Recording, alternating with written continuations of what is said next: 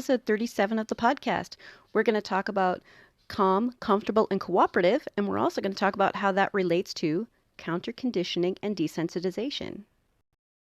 You're listening to the Creating Great Grooming Dogs podcast. I'm Chrissy Neumeyer-Smith. I'm a certified professional groomer, certified behavior consultant for canines, certified professional dog trainer, and the owner of Happy Critters in Nashua, New Hampshire. And this, my friends and colleagues, is where grooming and training meet.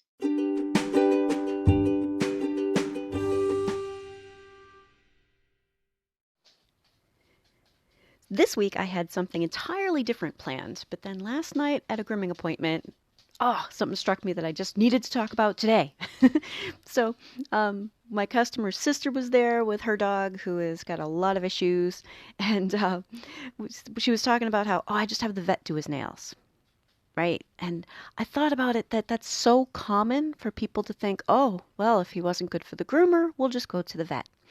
But the problem is that the vet's not there to get hurt either. So if your dog has a problem with having their nails done, we need to work on the problem.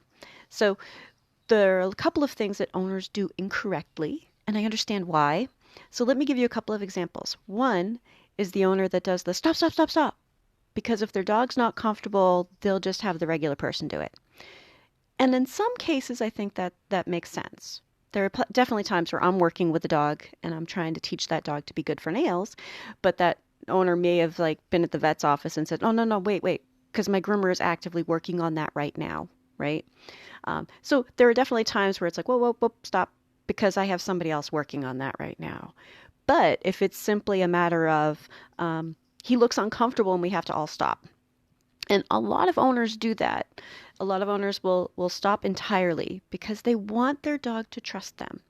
I understand where they're coming from. They're like, no, I want him to trust me. I want him to know I would never, ever hurt him.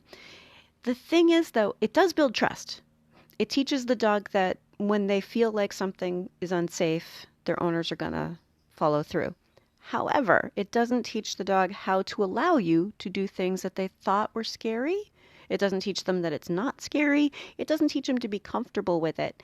And that's really important because our dogs are almost like little kids that we have to take care of, and we're going to have to do things for them that they don't understand. It might be that they're out in the woods or something and get hurt and we have to take a look. It might be that they end up with something, something's bleeding and we need to take a look. So we need to set this precedent that hey, calm down. Relax again, and then we're going to go ahead and do something, right? And to always do it from a relaxed state and a nice calm, hey, I'm here to help you, baby, but we do need to help you because eventually that's really important. It doesn't need to be the first step, but it needs to be an important step. Now, there are other owners who do the no, usually followed by something that's, for groomers super helpful, things like sit, because, every groomer wants a dog to sit on their table. But these are owners who are just trying to help their dog. They're trying to keep everything safe, right? They figured no, I'm being stern. I am telling this dog that I need him to knock it off. This is very, very important. But it comes off as more tension. So when we're talking to our owners, we need to kind of figure out which one are they? Are they the stop, everything's okay, I'm not going to do that to you? Or are they the no, we're going to force it because you have to learn this? And I find that the dogs with problems often have owners that fall into either of those extremes, right? The owners who are kind of more baseline, hey, calm down, buddy, let me get that, don't usually have as many problems because their owners are aware that we need to be gentle, we need to be working on it, and we don't need to get upset. So I want you to think about what we do want. And what we want, our ideal, right? The whole purpose is to have a calm, cool, and collected person helping a dog to be calm, comfortable, and cooperative. So let's take a closer look at that. Calm, comfortable, and cooperative for the dogs.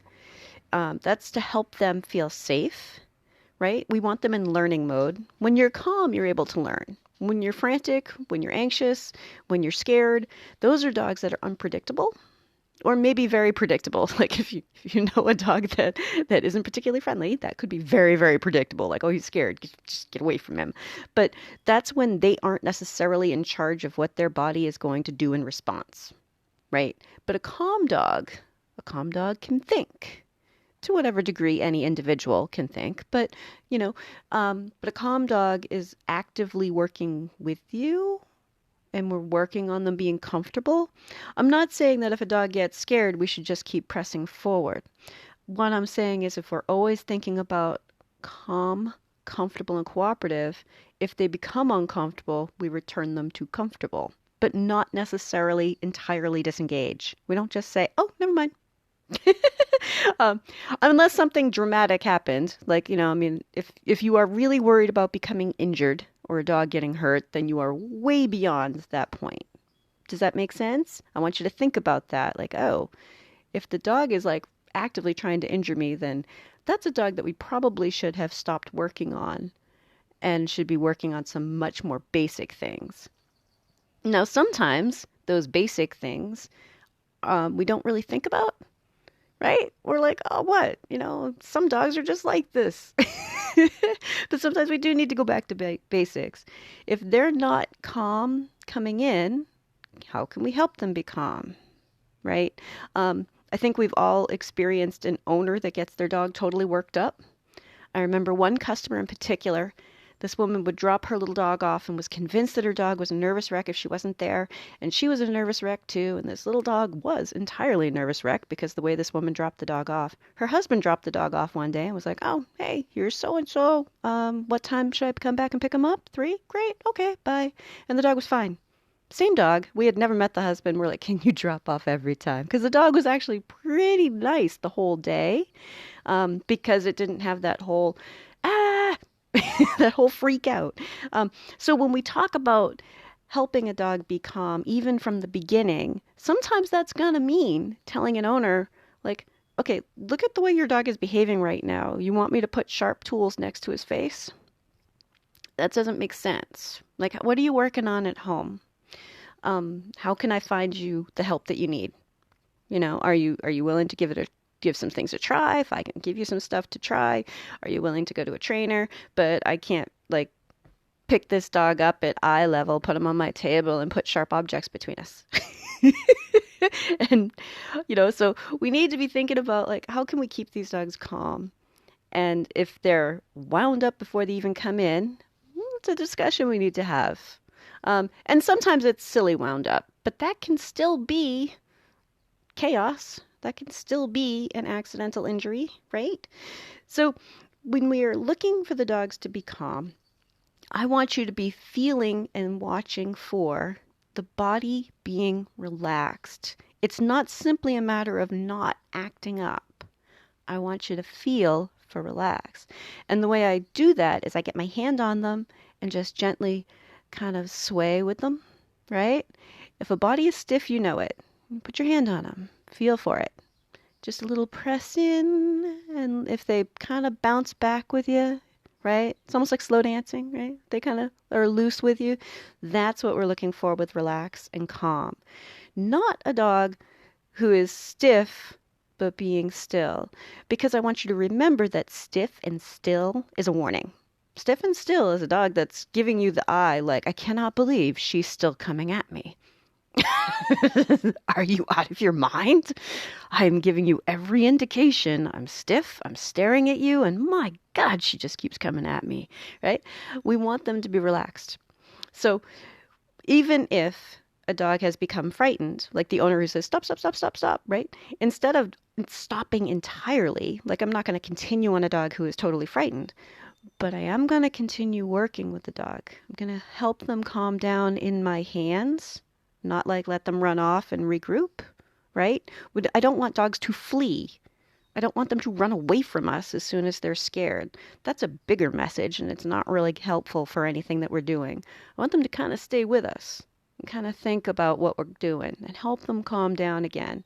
Keep in mind that if a dog is a big worry, that you worry that someone's going to really get hurt, this isn't the step that you start with, right? If a dog is willing to hurt somebody, you're going to start at a different step. But this is for the dogs that, are just kind of frightened, kind of afraid, and we're going to help them calm down. But it doesn't mean like, stop, stop, stop, stop, stop. Okay, let go, let go, let go, let go. I'll just have the regular person do him. Or I'll have the vet do him. They bring him in the back room and they always say he's good. Yeah, everybody pause there for a second, because how does that work out? Depends, right? But I want you to think about, if we hold on and help that dog be calm, even if it's just a matter of touching the foot again and not picking up the tool, but helping them be calm and start thinking about, like, okay, let's take a look. Will you let me take a look? Will you let me see? Um, that's how we're going to help these dogs be calm, comfortable, and cooperative. Because once you're calm and you're comfortable, right? The body's loose, the body's relaxed. Someone's taking the time and effort to build your trust, to work with you. Like, it's a little bit of a give and take, right? We have to work with them too. Like, all right, I'm here helping you out. When we start getting to that, they can't help but be more comfortable with it, right? And really, at the core, I gotta say, this is what so much other training is. It's just, so if you remember these 3 C's and you start thinking about them, then we don't need to focus as much on things like counterconditioning and desensitization, because we're kind of doing all of those things without putting the tech talk label on it and adding the extra work. Not that it's all extra work, but sometimes going back to basics works better, to be much more base with these dogs. Like, all right, let's just pull it back a little and just try to work with them before we initiate some sort of a larger training plan or protocol. So in the next part, we're going to talk even more about that. If you're enjoying my podcast, please remember to subscribe so that you don't miss any episodes. One of the things that I hear trainers talking a lot about and groomers talking a lot about is counterconditioning and desensitization. So I want to get into that a bit here, because I think that for many groomers, it's kind of confusing or feels overwhelming. But counterconditioning is taking something that a dog isn't certain about or is worried about and teaching them that it's pleasant, that they like it. There's a problem with grooming where I think there are a lot of things that dogs aren't going to like. The fact is that I just don't imagine any dog is going to be like, oh, I can't wait for that dryer to be next to my ear, right? But it doesn't have to be scary. I think that it's a lot like us going to the dentist, right? There are just some things in this world that you're like, oh, I don't want to. But we can still take something that they thought was scary and make it a non-issue. So that's what counter-conditioning is. And there are a couple of ways to do that. One of the ways that you can do that is to add something pleasant. So that's where sometimes people are using food to, like, here's something delicious to eat while we do that, while people are touching your feet. That's a pretty common one. Like, okay, you can lick some peanut butter while people are doing your nails.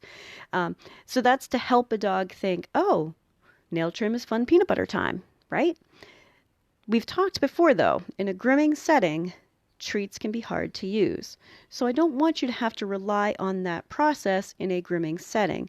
It definitely has its place, and often that's going to be something that owners work on their own, or work with a trainer, or you make up an appointment where you're working on it when there's no other dogs around, right? Where you're just going to work on that and do it as a training visit, right?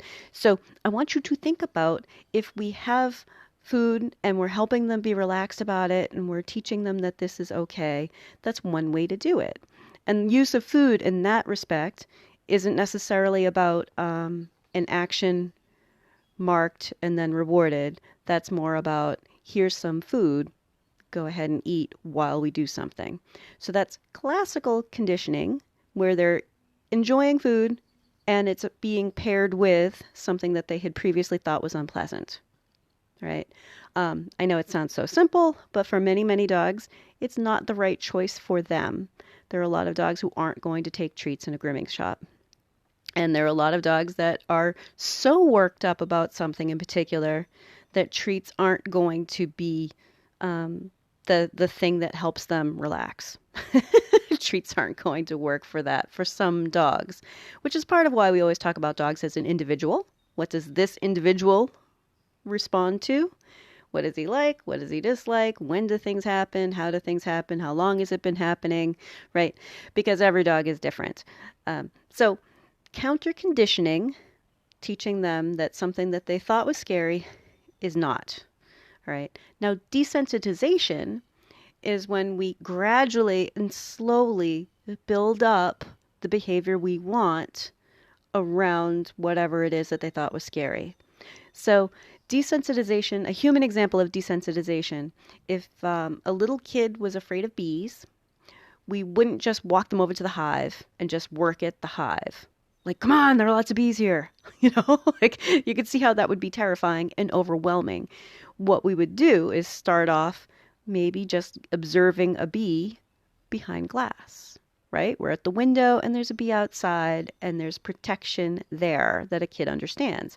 Now, with dogs, what we do is we help them feel safe and gradually build the skills that we want, right? So I want you to think about times where somebody tells you their dog's afraid of nail trims.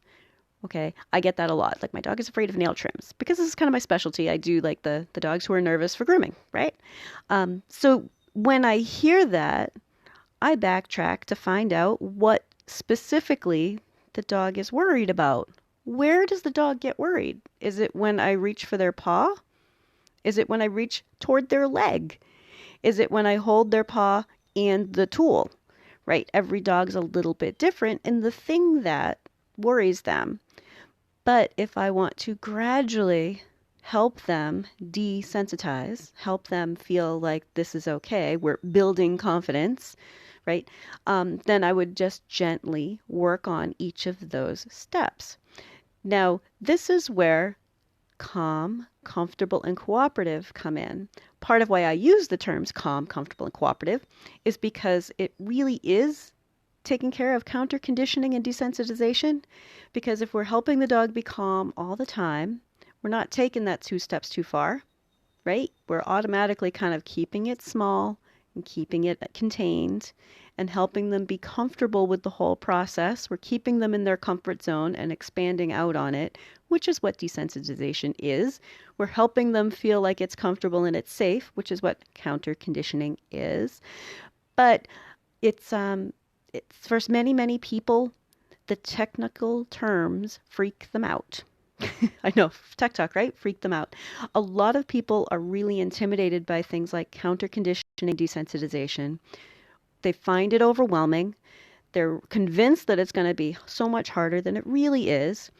Or they just add treats and they're kind of thinking that that's helping. Now, just adding treats doesn't necessarily do anything. Plenty of times that I've seen a dog who's totally freaked out and people are adding treats and the dog's just not taking them, right? And you just watch from the side like, oh, hey, let me help you with that. Please, please let me help you with that. That's not helping at all, right? Or they're giving treats while the dog is doing the exact thing they don't want them to do, right? So now you have a dog who is being freaked out, being upset, stressed out, swirling, twirling, trying to bite at the groomer, and being given treats as a distraction, right? That's not counter conditioning or desensitization. Treats as a distraction, I can understand in an emergency as a safety thing. Like, okay, it's an emergency. I just need to, how about you look over here for a second? But in general, treats can be misused really easily because what you're actually doing is just adding food to a problem that might accidentally be encouraging it, but certainly isn't helping. So if a dog is continuing to be restless, if a dog is continuing to go after the groomer, and you're trying to like distract him with treats, come here, here's a cookie, and the dog is growling, the dog is sneering, that's not helpful at all. But it often gets done under the guise of, I was trying to do counter conditioning and desensitization. So when I talk about calm, comfortable, and cooperative, It's because I find that that's easier for people to figure out. That's easier for people to understand. It's easier for people to try at home because many of us are going to communicate this to owners, right? I talked in the beginning about, the owners who were like, stop, stop, stop, stop. He looks uncomfortable, right? And they're trying to build trust that way. Or the owners were like, no, no, no, no, no, sit, sit, right? So those customers need to hear things like, we're going to calm them down. We're going to keep them calm. We're going to help them be comfortable with it. We're going to teach them how to cooperate with us, let them know what we need, help them along, right? And so when we use terms like calm, comfortable, and cooperative, part of why I do that is to help us all remember that we need to be able to communicate this to our owners. And that is much easier for owners to understand. Once I start talking about counterconditioning and desensitization, it turns into technobabble. And sometimes technobabble turns into, well, I read an article once and I was online and what they said to do was, and it comes down to like very specific protocols that would work for a very specific dog or would work for 90% of the dogs, but not the one you have in front of you, and you end up arguing with people about, no, that's not going to work for him. Let me tell you why. Now, I like to put things in plain speak, just layman's terms, because I do find it helpful. But counterconditioning and desensitization are really, really excellent tools. Not necessarily something that you should be doing without a trainer's help, right? And this is kind of where we should all kind of stay in our lane, do the things that we're best at, right? So if you have a dog that needs a significant amount of help, that's a great time to say, hey, I know a trainer, blah, blah, blah, this person, I think that would be great for you guys to work on this. And then, maybe the trainer can meet you here and we can work a little bit on it after the end of a work day, right? Or like sometime when there aren't a huge amount of dogs around. So there are definitely times where counterconditioning and desensitization are necessary and awesome, but there are so many ways to go about it. But at its core, it's about teaching the dogs to be calm, comfortable, and cooperative. Because again, we don't want dogs who are scared. We also, in a grooming setting, don't want dogs that are super excited. Now, if we were trying to teach a dog to not be afraid of people, we might allow super excited, right? Like, hey, now he's super excited to see kids. That's great. As long as he can still listen to me and he doesn't charge over and knock people down, right? But we don't want them super excited about grooming. Grooming is a calm activity. Grooming is sharp tools next to faces, next to feet, next to bums, right? We don't want any nicks. So when we talk about calm, comfortable, and cooperative and keeping them comfortable, that's kind of where we're teaching them that this is safe. Our weekly action step this week is I want you to start getting your hands on dogs, even if it's your own dog at home. Play along, right? But if you're at work and you're at an animal hospital or a doggy daycare or a grooming shop, get your hands on dogs and start feeling for feeling for a relaxed body, watching for relaxed faces. But put your hand on and just kind of feel if you press in a little bit. Is that dog stiff or is that dog loose? Because that's really part of calm, comfortable, and cooperative. We want them to be able to be loose, and we want to start being able to watch for it and be able to help them get back to it if they get scared. But that's your weekly action step this week. Have a great week and stay curious. If you'd like to talk to me, you can find me through my grooming and training business, happycrittersdogtraining.com, my email, chrissy@happycritters.net, and through the Creating Great Grooming Dogs Facebook page. And we have these awesome devices in our pockets that allow us to do live video with each other. I can help you with the dog on your table. We can set up live lessons, and you may be surprised at how much we can get accomplished together via video.